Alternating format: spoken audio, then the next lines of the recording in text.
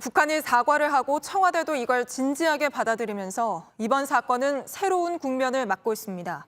다만 그럼에도 불구하고 사건이 진행되던 그때 청와대의 대응이 적절했었느냐를 놓고는 앞으로도 논란이 있을 것으로 전망됩니다.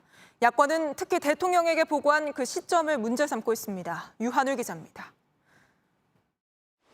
A씨가 북측 해역에서 발견된 정황. 이건 당국에 포착한 뒤 3시간이 지난 22일 오후 6시 36분 문재인 대통령에게 처음 보고됐습니다. 결과적으로 중대한 사안이 됐지만 당시 첫 보고는 서면 보고였습니다. 이후 A씨의 사망 첩보가 청와대에 처음 접수된 건 22일 오후 10시 반쯤의 일. 이어 청와대는 다음 날 새벽 1시 관계장관 회의까지 소집합니다. A씨가 총격을 입고 숨졌으며 그 시신까지 훼손됐다는 구체적인 첩보가 들어왔기 때문입니다. 회의엔 국방부와 통일부 장관 그리고 국정원장이 참석했습니다. 하지만 2단계에서도 문재인 대통령에겐 보고되지 않았습니다. 장관회의가 끝난 지 6시간이 지나서야 대통령 비서실장과 청와대 국가안보실장이 문 대통령에게 보고를 한 겁니다. 이에 대해 청와대는 회의 뒤에도 첩보에 대한 정밀 분석에 들어갔었다며 그 분석이 끝나는 즉시 대면 보고를 했다는 입장입니다.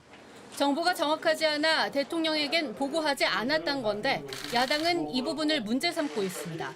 특히 23일 새벽에 화상으로 진행된 문 대통령의 유엔 연설 때문에 제대로 보고조차 못한 게 아니냐며 진상을 밝히라고 요구합니다.